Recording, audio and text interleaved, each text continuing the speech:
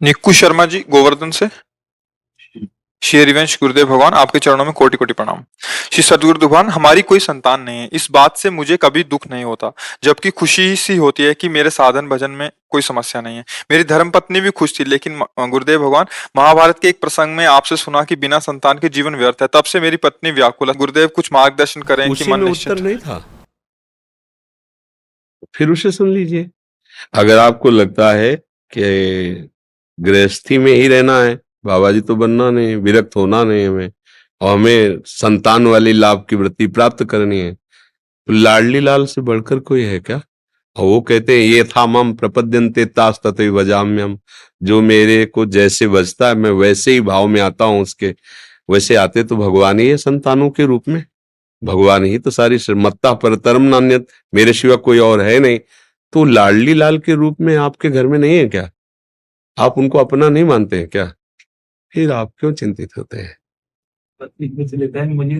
नहीं नहीं, कौन कौन है? नहीं होना चाहिए ना।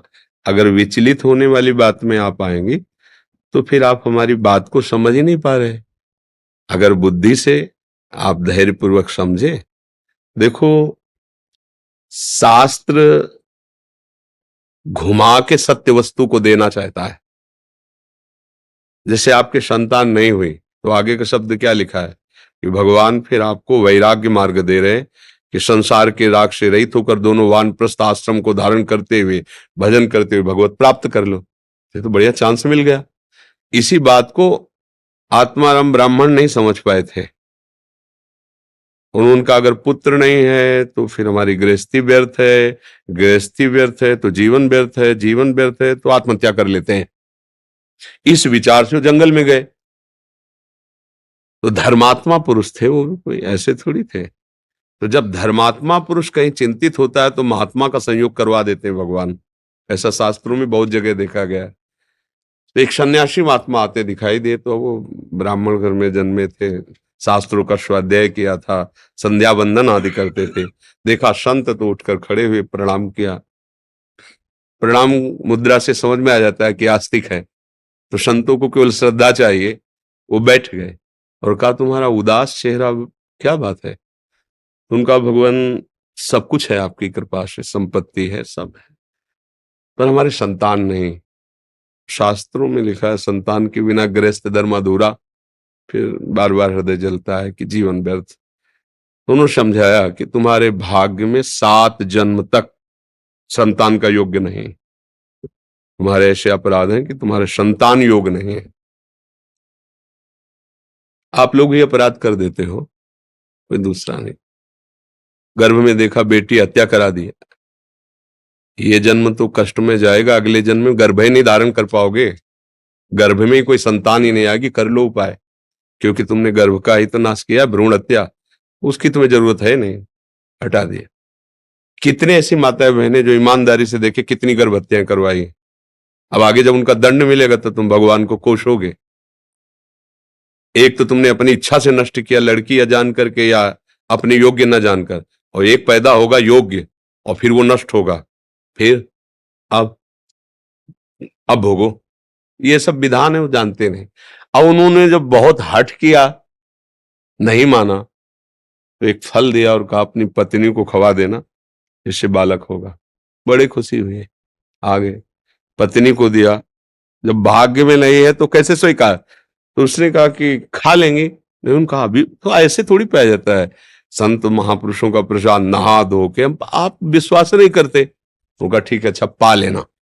और उसने अपनी बहन को बुलाया, उसी गांव में भी आई थी। तो कहा हमें तो बहुत डर लगता है, फल खाएंगी पेट बढ़ेगा, और कहीं आग लग गई तो गर्भवती स्त्री दौड़ कैसे पाएगी। मतलब कितनी को बातें ऐसे। तो हमारी तो खाने की इच्छा नहीं। तो बोली दीदी तुम मत पाना, मेरे गर्भ है, तुम नाटक करना कि हमारे पेट है, गर्भ में बालक है, और ये परीक्षा के लिए गौ को खवा दो। तो उसने ऐसा ही किया, वो फल गौ को पवा दिया। अब उसको नाटक करती रही कि हाँ हमारे गर्भ है, और जब उसके बच्चा हुआ तो बच्चा मंगवा लिया, बोले बच्चा हुआ, और दासियों को पैसा दे दिया। ब्राह्मण बड़ा खुशी हुआ, और उनकी पत्नी का नाम धुंधुली था तो इसलिए उसका नाम धुंधकारी रख दिया। और ठीक समय पे गौ के बच्चा हुआ तो कान तो गौ जैसे और बालक स्वरूप बड़ा आश्चर्य। ब्राह्मण बोले हमारे तो भाग्य खुल गए, पहले हमारे बच्चा नहीं होता था, अब गौ के भी मनुष्य जैसा बच्चा हुआ। वो बड़े आनंदित थे। उसका नाम गोकर्ण रखा जो संत प्रसाद से, और इनका नाम धुंधकारी रखा। चरित्र है भागवत में प्रारंभ में। वो बचपन से इतना दुष्ट निकला कि खेलते हुए बच्चों को उठा के कुआं में फेंक देता। क्या क्या अत्याचार। जब बड़ा हुआ तो 5 वेश्याओं को संग रखता और सब आतंक, मतलब इतना पीटा अपनी मां को कि वो कुएं में गिर के मर गए। हाँ, अत्याचार। अब तो उनको लगा कि इससे तो अच्छा संतान न होते, और वो बचपन से ही भगवत प्रदत्त संत स्वरूप ही थे। वो तो तीर्थ यात्रा को गए थे, लौट के जब आए तो चरणों में गिर करके उन्होंने कहा बेटा गोकर्ण अब तो हमारा सर्वनाश हो गया।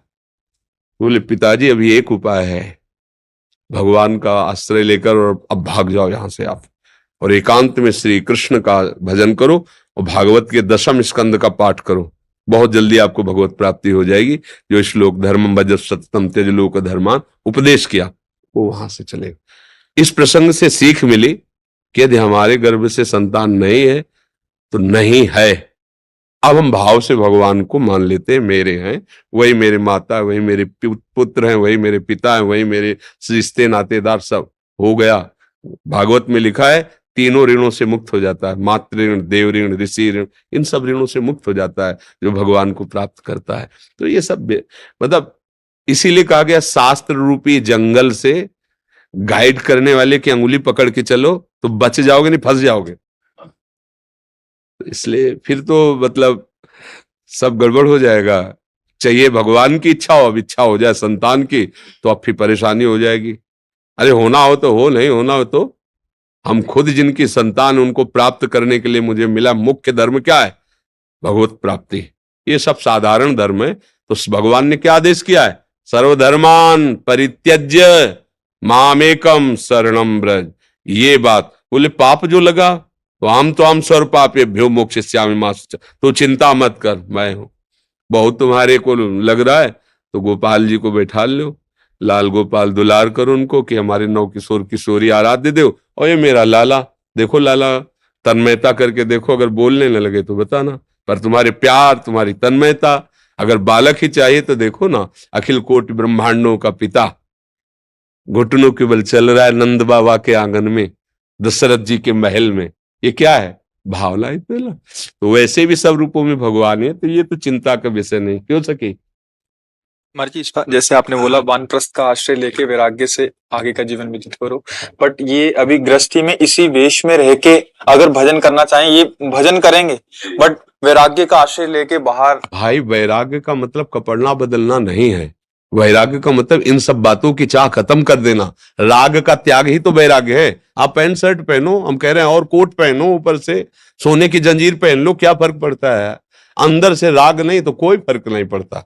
और राग है तो एक लंगोटी और कमंडल भी तुम्हारे लिए एक बाधक बन जाएगा। एक लंगोटी और एक कमंडल, वो भी तुम्हारे लिए मुक्ति में बाधा पहुंचा देगा। और राग नहीं तो चक्रवर्ती सम्राट है अम्बरीश जी, महान भक्त हैं, उनकी गाथा गाई जा रही। बात समझो, हम अंदर से तैयार कर लिए कि अब मेरे को भगवान ही जो कुछ है उनका भजन करना है, और ऐसे ही रहो, अंदर से निश्चय करो।